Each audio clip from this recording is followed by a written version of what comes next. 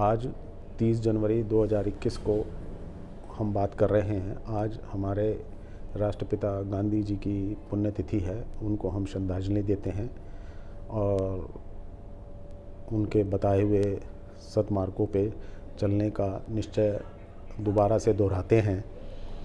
इसी के साथ मैं बात करना चाहता हूँ कि अगर पिछले कुछ दिनों में हम ध्यान दें तो हमारे यहाँ किसी न किसी रूप में कोई ना कोई ऐसी घटनाएं हो रही हैं जो सामान्य जीवन को, सामान्य व्यक्ति के जीवन को प्रभावित कर रही हैं।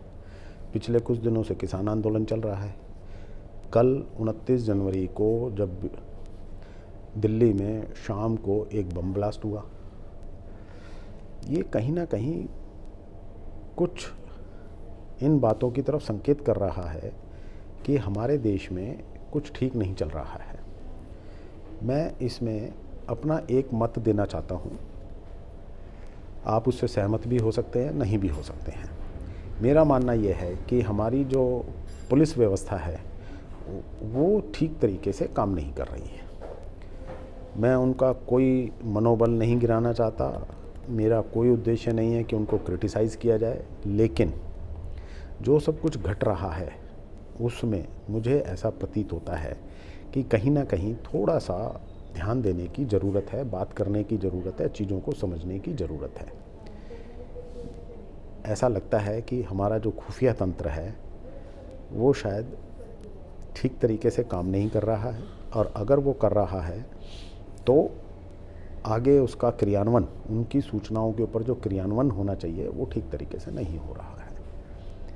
अगर आप ध्यान से आज की डेट में डे टू डे एक्टिविटीज़ में सरकारी तंत्र में जुड़े हुए कर्मचारियों को ध्यान से देखें, एक बात की तरफ ध्यान जाता है कि वो सारा दिन अपने मोबाइल में लगे रहते हैं। मोबाइल में वो क्या देखते हैं, मुझे एक बात समझ नहीं आती। आप सड़क पे चलिए, पूरी दिल्ली में सड़क पे घूमिए, पुलिस वाले दिखेंगे, ज़्यादातर पुलिस वाले अपने मोबाइल को देख रहे होते हैं। उसमें ऐसा क्या आता है जो सारा दिन हर जगह वो देख रहे होते हैं। आप दिल्ली के किसी चौराहे पे निकल जाइए, वो चौराहे पे कहीं कोई पुलिस वाला दिखाई नहीं देगा, वो थोड़ी दूरी पे खड़ा हुआ दिखाई देगा, कुछ गाड़ियों को रोके हुए होगा, और क्या कर रहा होता है ये सब समझते हैं, सब जानते हैं। ऐसे ही आप किसी सरकारी दफ्तर में चले जाइए, वहाँ भी सरकारी कर्मचारी ऐसे ही कर रहे होते हैं। आप पोस्ट ऑफिस में चले जाइए, वहाँ भी वो लाइन लगी होगी, लोग खड़े होंगे और वो अपने मोबाइल में क्या कुछ गतिविधियाँ कर रहा होता है, मुझे नहीं पता वो क्या कर रहे होते हैं। ये उच्च अधिकारियों का विषय है, उनको देखना पड़ेगा, उनको समझना पड़ेगा कि हमारे यहाँ कहीं ना कहीं डिसिप्लिन की कमी हो रही है। लोग अपने काम के प्रति जितना सजग होना चाहिए उतने सजग नहीं हैं। क्यों नहीं हैं, इसके ऊपर उच्च अधिकारियों को सरकार में बैठे ध्यान देना होगा, इसको गंभीरता से लेना होगा। अगर ये विषय गंभीरता से नहीं लिए जाएंगे कि हमारे लोग अपने काम के प्रति ईमानदार क्यों नहीं हैं, वो अपने काम को पूरी तवज्जो दे करके पूरी मेहनत से क्यों नहीं करते हैं, तब तक छोटी छोटी विषय बड़े बनते चले जाएंगे और चीज़ें खराब होती चली जाएंगी। एक उदाहरण और मैं देना चाहता हूँ। सरकार का एक विभाग है FSSAI, जिसका काम है देश में खाद्यान्न की क्वालिटी की गुणवत्ता के ऊपर रूल्स एंड रेगुलेशंस बनाना और उनको क्रियान्वयन करना, और इस बात का ध्यान रखना कि देश में उनका क्रियान्वयन ठीक हो उन नियमों का। उन्होंने अपना रजिस्ट्रेशन ऑनलाइन किया हुआ है। अगर आपको रजिस्ट्रेशन हुआ है और अगर आपको उसको रिन्यूअल कराना है तो वो भी ऑनलाइन ही होता है। ईमानदारी से आप उसको देख लीजिए, पढ़ लीजिए।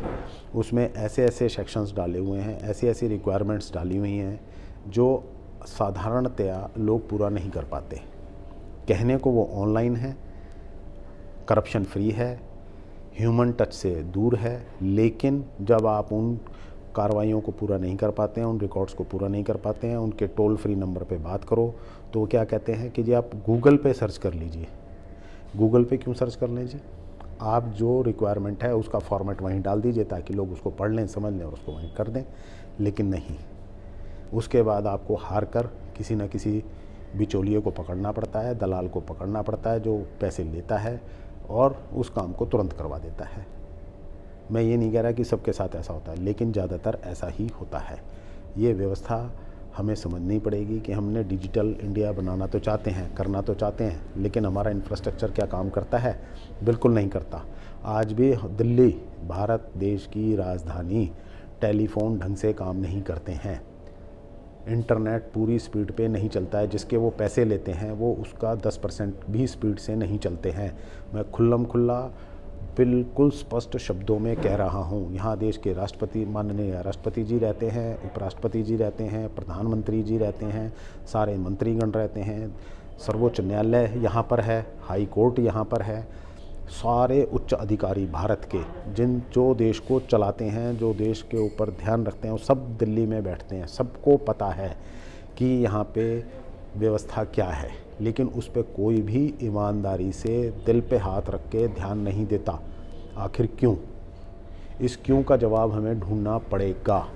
अगर हम वास्तव में ये चाहते हैं कि हमारा जीवन ठीक हो, हमारा देश आगे बढ़े, हमारा समाज आगे बढ़े, इन्हीं बातों के साथ मैं आज अपना वक्तव्य समाप्त करता हूं। अगर आप मेरी बात से सहमत हैं या असहमत हैं, ये आप देखेंगे, और मैं ये ज़रूर चाहूँगा कि आप अपना